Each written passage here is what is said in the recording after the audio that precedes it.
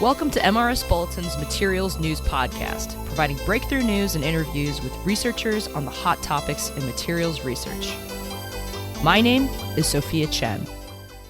Jiahui Li designed structures out of tiny gold pyramids. They're so small, they're microscopic.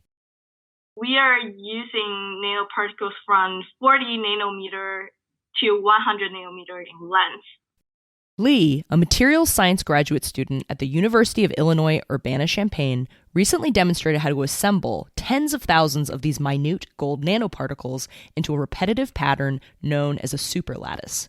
The pattern in her superlattice had a special geometric property known as chirality. You may know chirality better as handedness because your hands exhibit chirality. Put your hands out. If you place your left hand over your right hand, both palms down, it's impossible to make your fingers on one hand line up with the fingers of the other hand. Chirality is this broken symmetry where an object cannot be superimposed on its mirror image through rotation or translation. Lots of phenomena in nature exhibit chirality, Li says. In the smaller scale, the DNA, the helical structure, it is actually a chiral structure. And in the larger scale, the galaxy itself, if you imagine it like a rotating disk case, it is also a chiral structure. Li's nanoparticle structure takes the shape of a pinwheel. So what's the point of this structure? The thing is, due to its chirality, different types of light interact with the pinwheel differently. Specifically, light has this property known as polarization, which describes the direction that the light wave's electromagnetic field oscillates. The polarization direction might be changing in time, too.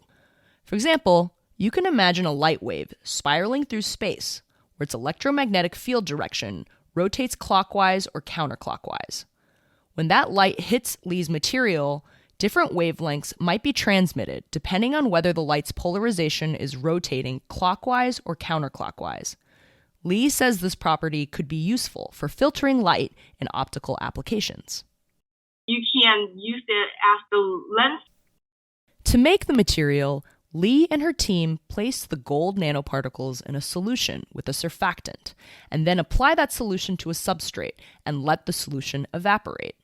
By controlling the rate of evaporation, they can tune the interactions between the nanoparticles. The nanoparticles self-assemble into a pinwheel because they're attracted to each other via van der Waals forces.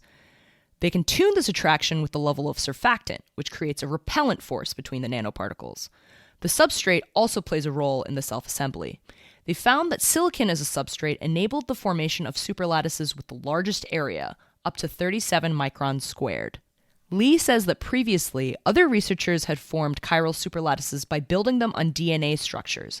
Their structure differs because they don't use DNA or any sort of frame to make the structure.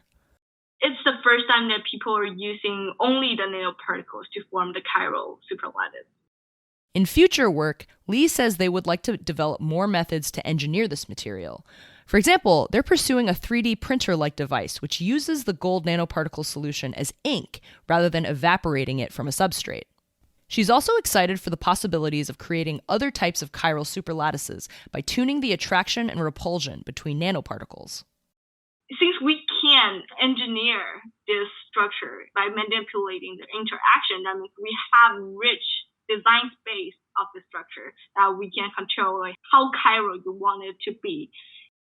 This work was published in a recent issue of Nature. My name is Sophia Chen from the Materials Research Society. For more news, log on to the MRS Bulletin website at mrsbulletin.org and follow us on Twitter at MRS Bulletin. Don't miss the next episode of MRS Bulletin Materials News. Subscribe now. Thank you for listening.